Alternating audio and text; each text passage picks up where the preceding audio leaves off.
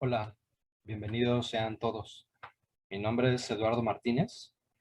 Como parte del ciclo de charlas en video para el canal de YouTube de la Benemérita Sociedad de Geografía y Estadística del Estado de Jalisco, tengo el gran gusto de presentarles brevemente una parte de la investigación que realicé durante mis estudios de maestría, enfocados en el neoindigenismo, en particular el caso en Guadalajara del Teatro Cine Cuauhtémoc. Agradezco mucho la invitación para compartir lo siguiente con ustedes y espero que el tema sea de su interés. Antes de abordar directamente el caso que nos ocupa, quisiera remontarme a los antecedentes que tienen incidencia sobre él y que por lo tanto son necesarios de mencionar. Podríamos definir el neoindigenismo como aquella tendencia aparecida alrededor de mediados del siglo XIX que pugnaba por la revalorización del pasado prehispánico. Los símbolos, las formas, los personajes, los sucesos, las historias y los mitos son, por así decirlo, redescubiertos, con la intención de ser empleados como vehículos de un clamor identitario y nacionalista. Recordemos que recientemente se había consolidado la independencia de México y que había un gran interés por definir cuáles serían precisamente los elementos constitutivos de la identidad nacional. Al definir esa nueva identidad, habría habido quienes señalaron su origen precisamente en la consumación de la independencia. Otros lo ubicaban en el encuentro y la unión de la cultura peninsular con la autóctona, y otros más se volcaron en la época prehispánica como origen auténtico de la identidad mexicana. Bajo esta última perspectiva, en la pintura y la escultura se produjeron obras, como las que vemos, donde también es evidente una idealización que somete las referencias a Mesoamérica a proporciones estéticas y escenarios ligados en todo caso a la Grecia y Roma antiguas.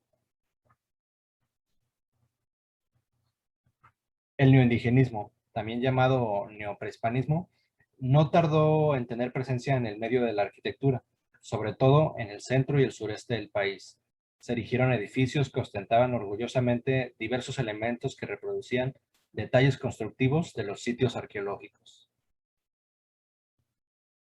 No es sorpresa el hecho de que el estilo haya tenido especial éxito en latitudes que por aquel entonces se consideraban como las poseedoras de arquitectura prehispánica monumental.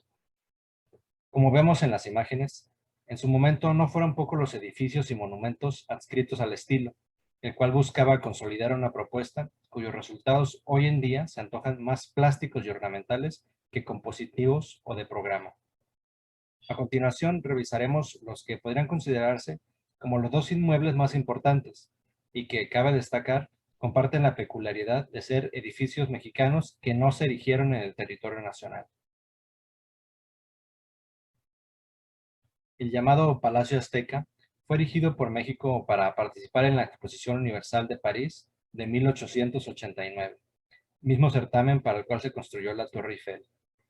En su fachada podían identificarse un sinnúmero de elementos tomados principalmente de las culturas mesoamericanas del altiplano central. Una escalinata verticalmente pronunciada, con amplias alfardas en los extremos, coronadas cada una a su vez por braseros. Dos atlantes se encuentran en el ingreso, y en la parte superior se despliegan grecas, chalchihuites y almenas.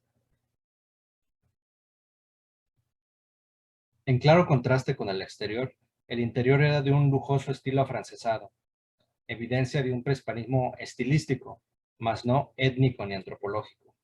El edificio era una estructura desmontable que nunca volvió a ensamblarse íntegramente en México, para convertirse en museo de arqueología, como se tenía planeado. El segundo edificio es el Pabellón de México para la Exposición Iberoamericana de Sevilla de 1929.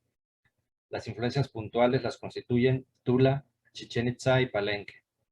En esta ocasión encontramos columnas cuya base son cabezas de serpiente, chacmols, estelas, grecas y junquillos, entre otros ornamentos.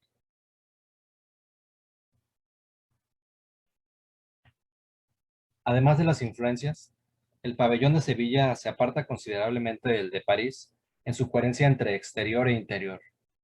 Una vez dentro nos encontrábamos con que en las jambas, dinteles, vitrales, esculturas y otros decorados están presentes no solo detalles prehispánicos, sino también referencias al México contemporáneo, la flora, la fauna, los climas, los campesinos, los maestros, los obreros, etc.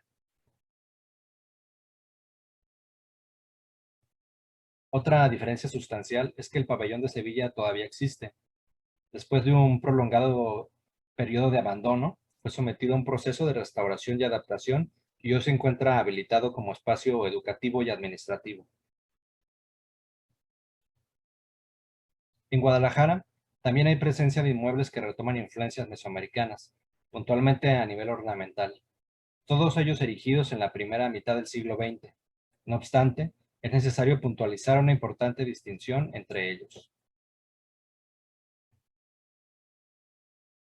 Son reconocibles al menos una tríada de fincas que ostentan un vistoso mascarón de Chaga en sus fachadas. Bajo un estricto rigor, estos tres casos no serían viables de catalogarse como arquitectura neoindigenista. Se trata de ejemplos de una subvertiente del Art Deco orientada en incorporar elementos prehispánicos. De ahí que se les suele denominar como más correctamente prehispánico deco o maya deco. Otros detalles nos ayudan a apartarlos del neoindigenismo visto en los pabellones de París y Sevilla. División de los paramentos en franjas verticales por medio de pseudopilastras, remates escalonados y formas geométricas. Todos estos son detalles característicos del Art Deco. Solamente un inmueble en Guadalajara podría ser catalogado como neoindigenista, el Teatro Cine Cuauhtémoc. Anteriormente denominado Teatro Apolo, se transformó estilística y nominalmente en el Teatro Cine Cuauhtémoc en 1909, esto acorde a los diarios de época y a otras fuentes. Ubicado en el número 620 de la calle Juan Manuel, en la imagen vemos un testimonio fotográfico de su apariencia original.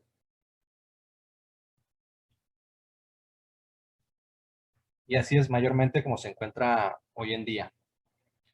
Como es evidente, está sumamente deteriorado. En los años 90 se demolieron los interiores y solamente se conserva prácticamente la fachada.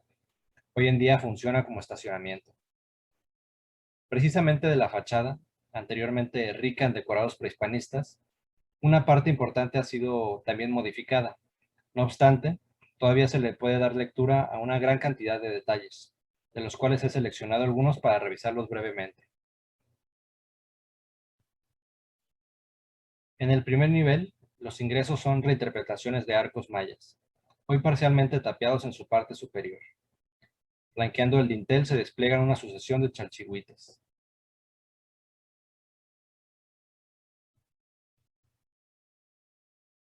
Un estudio detallado de las ménsulas, típicamente señaladas como cabezas de águila, nos revela que en realidad se trata de cabezas de caimán, esto acorde a la representación en códices. En el sitio todavía puede observarse los huecos donde se encontraban empotrados anteriormente un par de hileras de dientes.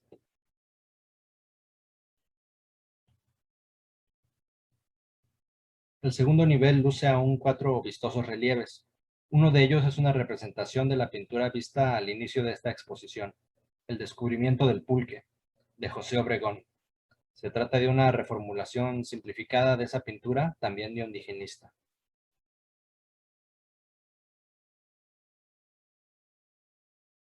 Otro de los relieves tomó como referencia el dibujo hecho por Jan Frederick Waldeck, de un pilar en Palenque. No obstante, podemos observar notables diferencias con el relieve original.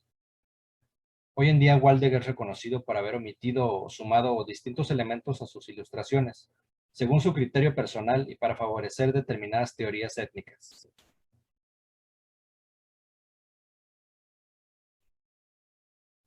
Ya en el cornizamento, se localizan a cada extremo dos grandes almenas que contienen una decena de símbolos calendáricos. En el centro se observa la representación de un rayo solar, tal como se encuentran plasmados en la piedra del sol o calendario azteca.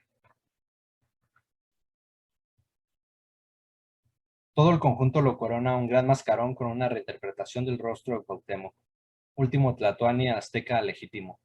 A su alrededor se despliega una gran cantidad de objetos de combate y símbolos celestes.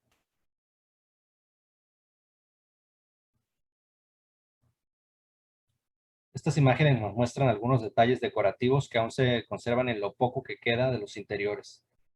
Decoración plumea y floral, piedras preciosas, quincunces y lo que parece ser un mascarón en una puerta de herrería.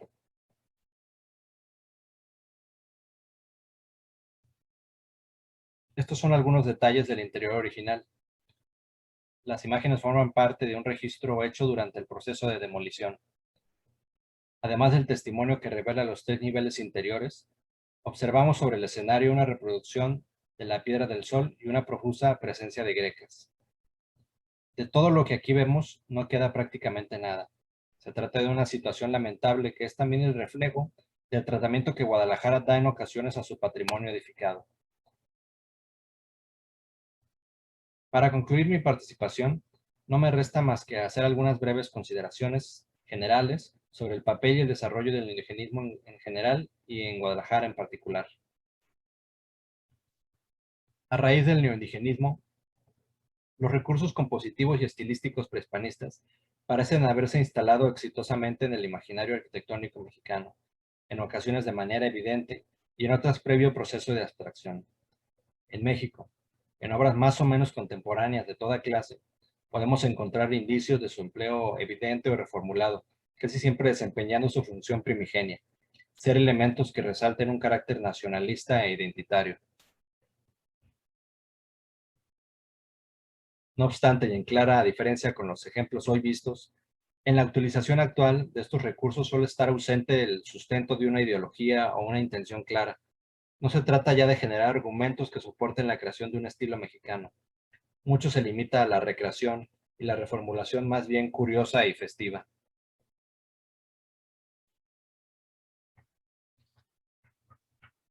En Guadalajara, una ciudad que no se distinguió por la presencia de inmuebles de estilo neoindigenista, falta aún revalorar y rescatar la única propuesta que dentro de ella se erigió y a la que tan pobre trato se le ha dado.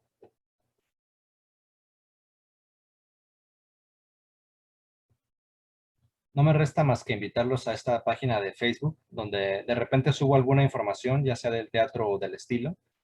No la actualizo tan seguido como quisiera, pero si el tema fue de su interés o hay algo que deseen compartir, espero verlos eventualmente por ahí. De nuevo, muchas gracias por la invitación a la Benemérita Sociedad de Geografía y Estadística del Estado de Jalisco y a ustedes por su valiosa atención. Muchas gracias y hasta luego.